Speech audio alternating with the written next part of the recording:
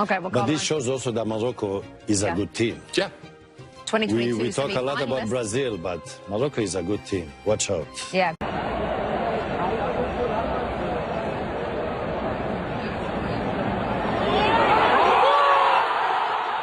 Good shout. Well, they like Thierry said before the game, like, do not sleep on Morocco. Do not sleep on them, please. Well, they took the lead, right?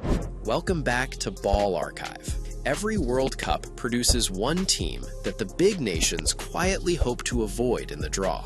In 2026, that team is Morocco. They've already traded blows with a 5-time world champion and walked away unbeaten. They've already sent a Euro heavyweight home on penalties, and they've done it without a single household name superstar leading the line. This is the story of how the Atlas Lions built the most feared underdog run in the tournament, and why absolutely nobody in this bracket wants to see their name pulled out next. Let's get into it. Morocco's tournament didn't open quietly. It opened against Brazil. New Jersey, opening match day, Group C. Most teams draw Brazil and set up to survive 90 minutes. Morocco didn't. They came out swinging from the first whistle, peppering Alisson's goal and refusing to let the 5-time champions settle into any rhythm. Put away clean, comes to the middle of the field, shot through traffic, Alisson knocks it down and makes the follow-up save as well. The breakthrough came in the 21st minute. Ismail Saibari picked his moment, took Alisson off his line, and lifted the ball over him for one of the cleanest finishes of the tournament so far.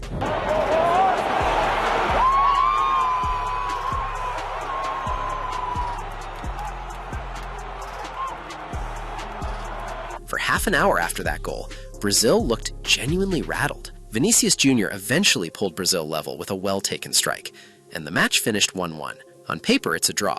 In reality, it was a statement. Morocco didn't just survive Brazil. They matched them, chance for large stretches of the game. From there, the campaign turned into a lesson in professionalism. Next up was Scotland in Boston. No fireworks required this time, just a tight, well-managed 1-0 win. The kind of result that doesn't trend on social media, but wins tournaments. Clean sheet, 3 points, job done. Through it goes for Morocco's first chance of the game, brilliantly taken! Saibari again! Then came Haiti, back in the competition for the first time in decades and looking to cause an upset of their own. Morocco didn't allow it. They put 4 goals past them, conceding 2 for a 4-2 win that wrapped up their group stage business. Final tally, 7 points, second place in Group C, level on points with Brazil, and split only by goal difference. 3 games, 0 losses, heading into the knockouts with total control of the narrative. Then the bracket got serious. Round of 32, Monterrey, Mexico, Morocco against the Netherlands. On paper, this was supposed to be the banana skin. Ronald Koeman's side had won Group F outright and scored 10 goals doing it. They had the attacking numbers, they had the pedigree. And they walked into exactly the kind of matchup Morocco has been built to punish. The Dutch like to attack in fast, fluid waves and get their wingers into one-on-one duels. Morocco sit deep, stay compact, force play wide, and wait for the turnover. That's precisely how the match unfolded. Cody Gakpo broke the deadlock in the 72nd minute, and for a while it looked like the upset script was about to flip. But deep into second half stoppage time, Ismail Diop found an equalizer to drag the game into extra time. Neither side could find a winner across the additional 30 minutes, and it went to penalties. That's when Yassine Bono took over. Quinton Timber missed, Justin Kluivert missed. Bono got a hand to an effort from Somerville. And when Ismail Saibari stepped up to convert the winning kick, Morocco had done it again. 3-2 on penalties, a heavyweight eliminated, and a ticket through to the last 16 against co-host Canada.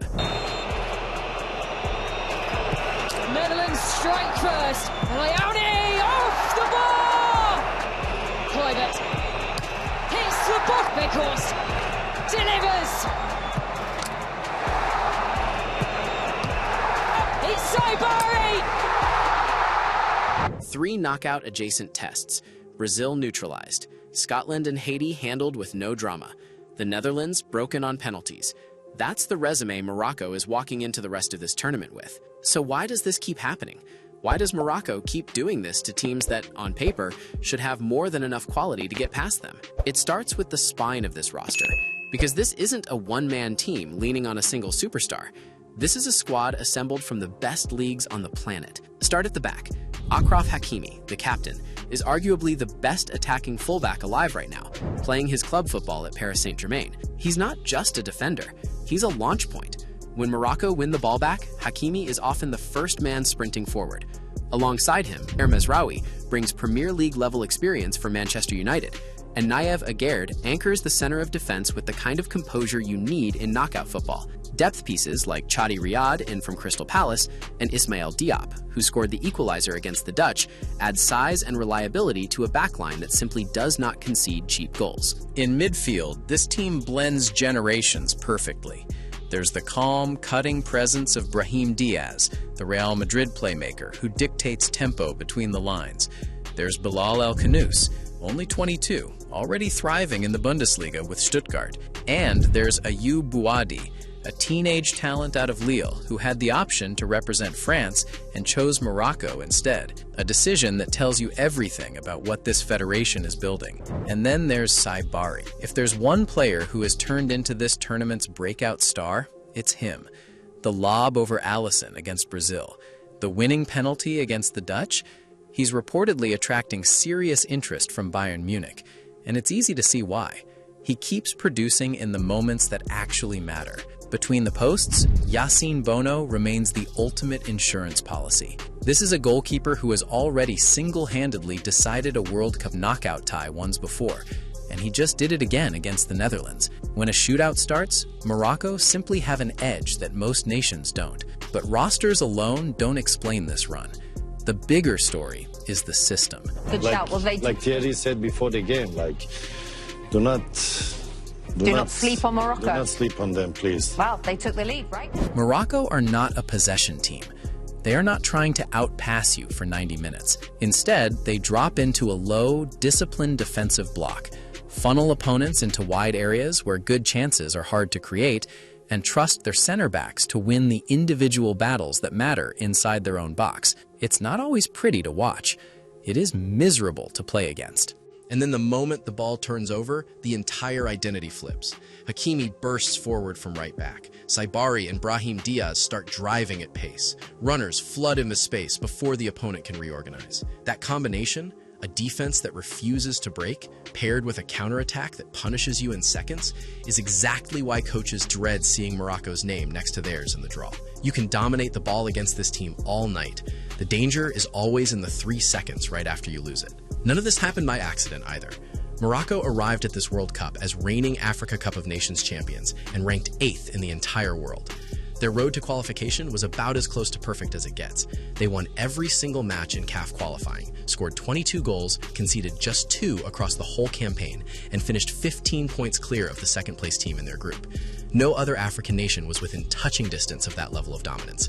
This team walked into the tournament already battle-tested and already dominant. For all of that talent and all of that momentum, there is one variable hanging over this entire campaign, and it's sitting on the bench. Walid Regragui, the coach who built the 2022 Miracle Run from scratch, resigned back in March 2026, only 3 months before this World Cup kicked off. It came after a painful Africa Cup of Nations final on home soil that didn't go the way Morocco wanted. In his place stepped Mohamed Wabi, 49 years old, whose senior international coaching resume before this tournament was, in practical terms, blank. But context matters here. Wabi isn't some outsider parachuted into the job. He'd already led Morocco's under-20 side to the FIFA U20 World Cup title in 2025, beating Argentina 2-0 in the final. When the federation handed him the senior job, they framed it as a deliberate call, a refusal to let the momentum built over the last cycle go to waste. Wabi himself was straightforward about it when he took over, essentially saying the foundation was already built, and his job was simply not to disrupt it. So far, that's exactly what's happened. 3 group games, no losses, a knockout shootout won on the biggest stage there is. Whatever nerves existed about a first-time head coach walking into a World Cup have not shown up on the pitch yet. But the question doesn't disappear just because it hasn't been tested yet. A group stage and 1 penalty shootout is one thing. Navigating the chaos of a quarterfinal or a semifinal with everything on the line is a completely different kind of pressure, and it's pressure Wabi has simply never faced before at this level. If Morocco's run is going to end somewhere in this bracket, This is the most obvious place people will point to afterward. So where does that leave us? Morocco carries some scar tissue into this tournament. The 2022 run, as historic as it was, still ended in a semi-final loss to eventual champions France. And the Africa Cup of Nations final on home turf in 2025 ended in genuine chaos. Morocco lost 1-0 to Senegal after a stoppage time penalty miss, only for the trophy to later be awarded to Morocco anyway after Senegal was disqualified and stripped of the title. It's a strange footnote, a trophy on paper that still cost the previous coach his job. Some of the faces from that 2022 miracle run are gone now too. Youssef En-Nesyri and Sofiane Boufal didn't make this squad's final roster. This is, in some ways, a team still writing an ending it hasn't fully closed the book on. And yet, the raw quality on this current roster might be even deeper than it was in Qatar. Hakimi is at the peak of his powers. Saibari has arrived as a legitimate difference maker on the world stage. El Khanous and Bouadi represent a wave of young midfield talent that plenty of bigger footballing nations would love to have. The senior core that already knows how to win under pressure is still here. And the new coach, whatever questions still surround him, hasn't lost a single match in this competition yet. Here's the uncomfortable truth for whoever Morocco draws next. This group has already proven, twice in 4 years, that they can take down giants. They dismantled Spain and Portugal on their way to the semi-final in 2022. They just went toe-to-toe with Brazil and refused to blink.